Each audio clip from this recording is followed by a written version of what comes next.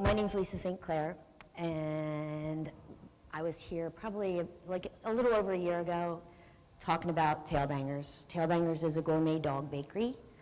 We sell wholesale to stores around the country. We're in about 1,600 stores around the country. So we're based in Millsboro. Just recently, the last time we were here, we were trying to buy a building. We managed to do that. So we bought the building January 24th. It's right down 113, right off Betts Pond Road. We do bakery tours all day long, so stop in. You can come do a tour of the bakery, and we'll give you your dog's name on a bone, and you can get some dog treats. But it's been going really well. We moved in there April 1st. We had a little bit of problems when we first moved in, but since then, we've ironed everything out, and now we're coming into our busy season because Christmas is coming up. Usually, just like everybody else's holidays, that's when the holidays get big for the dogs. Football season happens, Halloween happens, Thanksgiving happens, Christmas, and then as the holidays go through, there's our building. Isn't it pretty? It was an existing building, but that was just a warehouse in the back, so we had to build the whole bakery from scratch.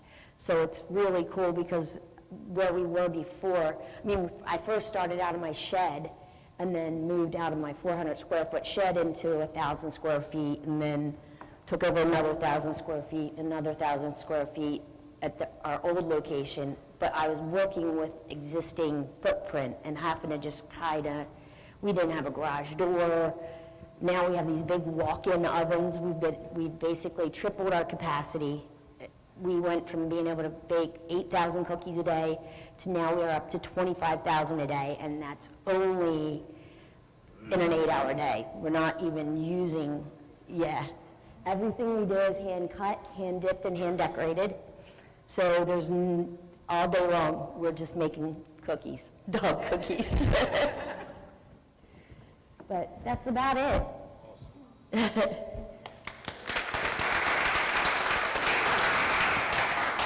Questions or comments for Lisa? Congratulations. Thank you.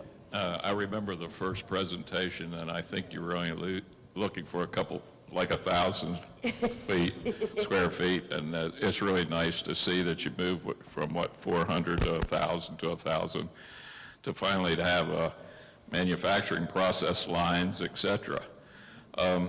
In the process, was the permitting a challenge, or was that already grandfathered from the original 400 feet as far as doing business here in Sussex County? The permitting for your business. The agriculture department regulates me. It's not the health department. It's a different regulation system. But when I started in my shed, I just started in my shed and then moved into the other building. As long as it's zoned commercial, you're pretty much okay.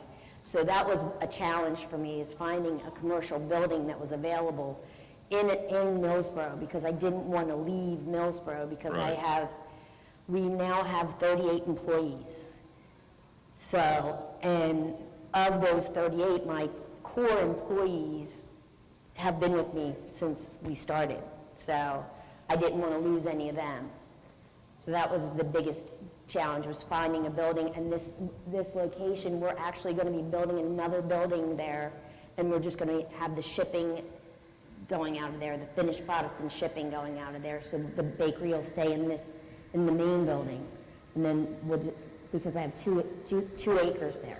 Right. So I'll be able to put another pole building up. Wow. Yeah. Well, congratulations again on that, too.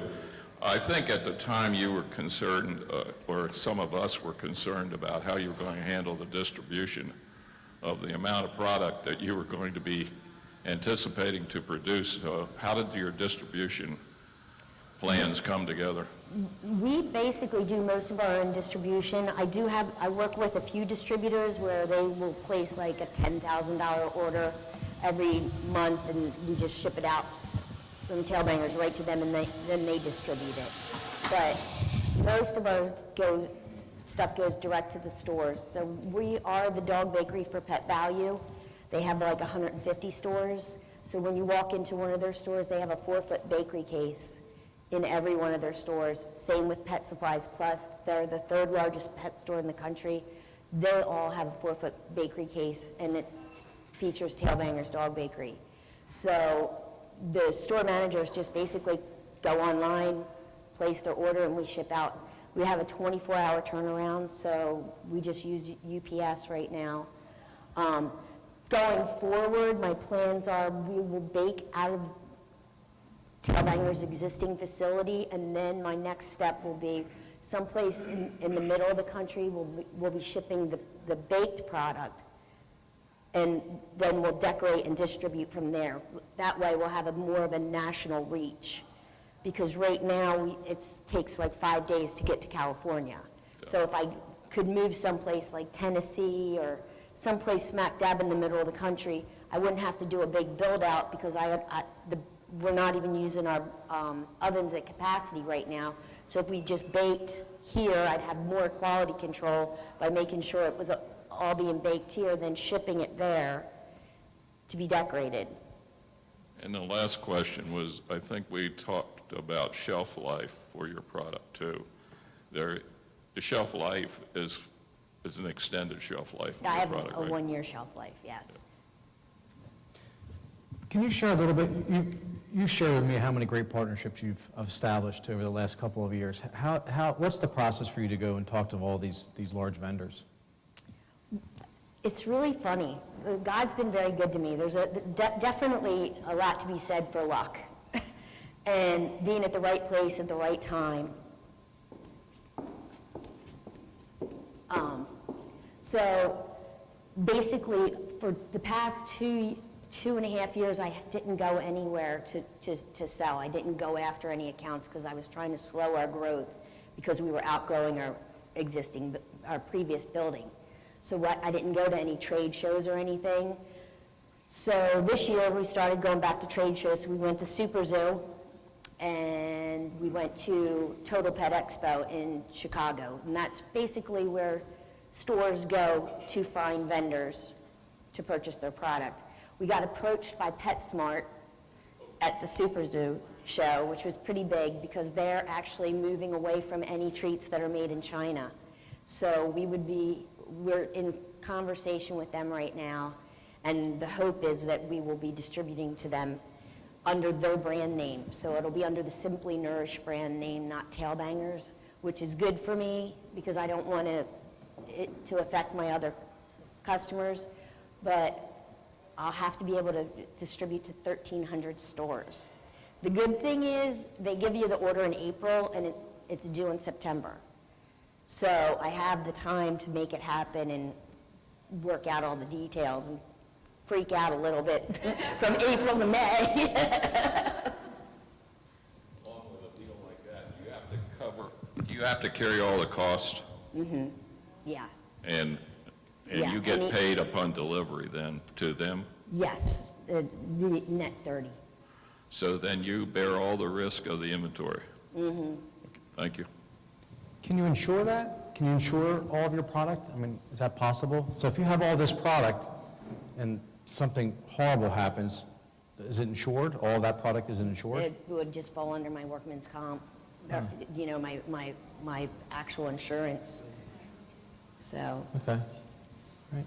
Any other questions, comments? Thank you. Congratulations Thanks. for, wow, really moving ahead, and I can see you have vision. Can you go to the slide where the equipment is? And so can we talk a little bit about let's talk money, business structure, working capital, the acquirement of the equipment that you have. What's the collateral on that, do you think? How much money have you put in this? Right there. Thank you. like, how much money have I put over the years?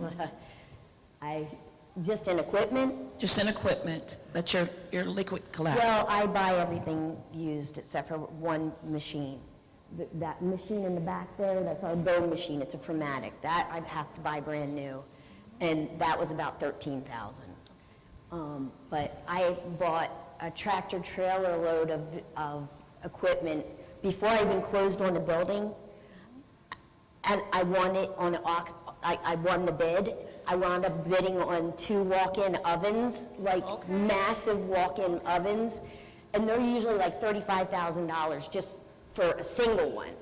And they were like $8,000, so I bid on both of them. But I got both of them, and then I was like, oh my God. So then, my banker was like, don't do anything crazy right now because, you're buying a building. And I was like, okay, I have a problem, So then I also had the other problem that I had to get the ovens out of there. And they were like, we want them gone. And I was like, can you just hold on to them for a couple more weeks? And they were like, no. But I bought like a 3-bay sink, and I bought all the racks that go inside of them and everything. So I had a 53-foot tractor trailer load of equipment, the entire thing full, that I had to bring from Texas to here. And then I had to figure out where the heck I was going to put it. So I had to talk to the man I was buying this building, and I was like, do you think I could put a couple things in there and he was like, sure. Well, he didn't realize that the couple things is going to take up like a huge area, and he was like, girl, you better be buying this building now. And I was like, so yeah, and then our closing was supposed to happen on December 31st, and everything that could go wrong went wrong, and we wound up having to, I was going to be getting some help with financing through Dido, and that didn't work out at the last minute. It wasn't Dido's fault. They had agreed to give me the down payment for the building and everything was great, but my bank is in Maryland, and the way their wording was, it just wasn't jiving, and you have to go to this big meeting where you talk to all these people and they decide if they're going to give you the money or not. And they weren't going to have another one of those meetings until like February, and I was like, I can't wait till February, So the bank came through for me, and they financed me for 100%. So it was like a Hail Mary, but I was like, okay. And then they also paid for all that equipment, so I have a lease on all that equipment. Congratulations also on your job creation. How many employees? Right now we have 38. Okay. And how are you training them? We do working interviews. When you come in for an interview, once you get through me, then I'll put you on the floor and you'll do a working interview. Because nobody's ever walked into my shop and said, my last job was at a dog bakery, Even if you bake for a living or a restaurant, it's totally different animal, no pun intended, but it really is. It's completely different. It's not a sexy job, it's a hard job, it's very physical. Sometimes people come in and they're like, oh yeah, sure, I can stand on my feet all day, and then they realize, I gotta really stand on my feet all day, So. Are you hiring? We just went through a big hiring process, so we just brought in on about 8 seasonal employees right now. So, but yeah. Everybody has to work as a team in there because it's really a lot easier to make 25,000 dog treats if you have help than trying to do it yourself. So we really, really focus on a team mentality the whole time you're in there. You originally started, if I remember correctly, with 9 of your friends. Was it 9 of a small number of friends? No, one friend. One friend. One friend. One friend. 8 were friends. Right, exactly. That was the lead up to the question, how many friends do you have left? Thankfully, my friends are my employees now, but because pretty much that's mostly my life. You don't have much of a life when you have a business like this. I get to do some fabulous things, don't get me wrong, and I love what I do, but it does consume you. There's no such thing as an 8-hour day. Lisa, I was in 2 stores this last week, doggy stores, and I saw your packages in both of them. And drew my eye to them. Yeah, congratulations on that. I'm thinking about your website. As the evolution of the website, I kind of kicked the tires on it and couldn't pull a whole lot of information out, No, our website's really geared towards the wholesale market. We are because of our new location, we're just getting a lot more walk-in traffic, and so we have a little store area in the front, it's real cute. So we have the bakery and everything, so we created a website called Happy Dog Shop that you can purchase Tailbangers dog treats through. And you can, as a retail customer, we've never had that kind of a reach before. We've never actually sold direct to anybody unless you were at Sea Witch or Sunfest or something like that. Like, we do shows like that still, but we never sold direct to the consumer. So this is a new thing for us. We do sell direct to the consumer through other portals like Unbeatable Sales and petfooddirect.com. But we don't, our website is really geared mostly just towards wholesale. Well, I guess to leapfrog your exposure, have you considered manufacturers' reps stationed around the country? Well, I could do something like that. I'm actually speaking with someone to be bringing them on as manufacturer's rep. Now, there's different kinds of reps. You can have just a sales rep out there and they're schlepping a bunch of different different things like dog food, dog treats, collars, That's never really worked out for me, and honestly, my growth has been very organic. I've done every sale that we've ever done, and then my product speaks for itself. Other stores will see my product in a Pet Supplies Plus or Pet Value, and they'll be like, I want to carry your product, And we happen to have like the best pricing and the cutest stuff out there. So it kind of works for me. Although for a small business, there's always a limit that the small business owner hits where you have to let go. Right. And figure out some other vehicle to be able to handle this. Yeah. Yeah. Haven't gotten there yet. I never wrote a business plan. I know I did everything wrong, so I didn't write a business plan. I just I felt like God dropped me in the middle of a race and I took off running, and I didn't know which way I was running. I didn't know if the end was over here or over there. I just ran. So it's been kind of like that since then. Here you go. So what is the one thing that you would do? So what is the one thing you would do going forward that you've learned in your lessons that you would not do again?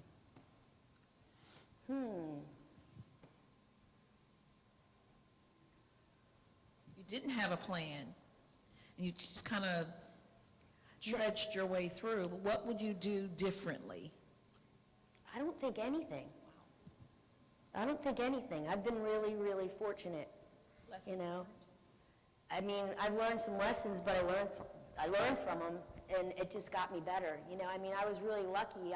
My first big account was Concord Pet, and they're a 20-store account. At the time, they were 20-store account. Now they're like 26 or something. They were 18, I think, at the time.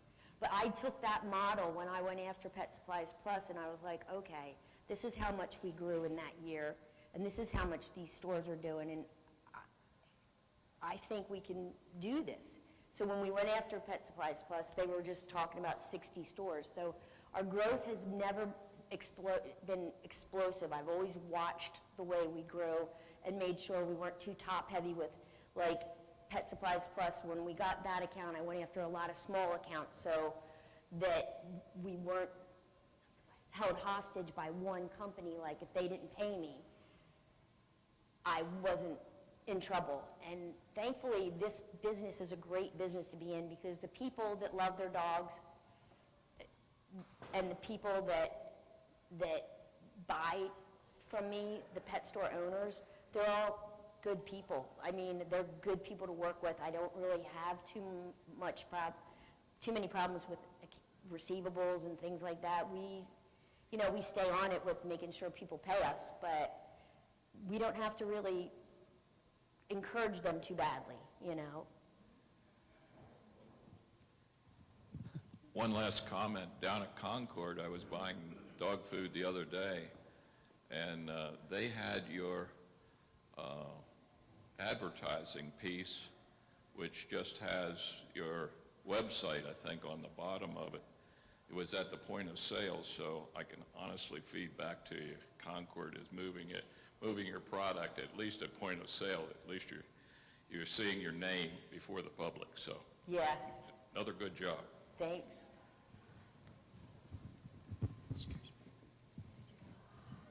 Lisa, congratulations. You are an inspiring success story. Thank you. But two questions, just for background for everyone. Can you go back and talk about what did you do before this? You know, what prepared you to do this? And then second, can you talk about the competition and how your product is different? What I did before this, well, let me just say, I never thought about being an entrepreneur. I didn't even think about the word. We were just discussing that. I grew up with parents that owned businesses, though, so that was a way of life that wasn't foreign to me. My father was a builder, and my mom made chocolate for a living. So I grew up with that kind of an environment, and then when you're a kid and your parents own a business, guess what? You work for free. You want dinner? It was very normal for me to come home from school. My mom would be like, I need 200 peanut butter cups. Get downstairs and make some peanut butter cups. So I grew up doing that. And not that my mom didn't pay me or anything like that, but it was just, you always knew you were going to have to help out and just pitch in. And then I went on to school. I went to Johnson & Wales, and I have a degree in hotel restaurant management and culinary background. And I worked in restaurants. So that's what I did before. When I moved down here, I always knew I wanted to start the business, but I didn't plan it the way it happened. When I got here, I thought I'd work in a restaurant first and kind of segue, but then I got down here and I couldn't find a job. So I was like, well, I bought a house. It's got a shed out back. This is a good time as any to start this thing, so I did. And then my competition is basically, there's Positively Gourmet. They're a much larger company than me, but they are more machines, and they go more through distributors and stuff like that. They're a great company. They're based out of Colorado. Then there's Preppy Puppy, and there's a couple of us, but I got into the ring at the right time. So Positively Gourmet and I are pretty much probably the most recognized names out there in dog bakery. So I just showed up to the party at the right time, pretty much. Any other questions or comments for Lisa? No? Okay. Lisa, what can we do as a community to support you and help you grow? Come to the bakery and come get a tour. Your dog will get a treat. You can bring your dog. We're right down 113. If you go down 113 where Route 20 is, you're going to turn left. That's Betts Pond Road. And I'm right there on the right-hand side. Stop in any time. We do tours all day long. Anybody who walks in gets a tour. And just buy from your local Concord Pets, any stores that carry us.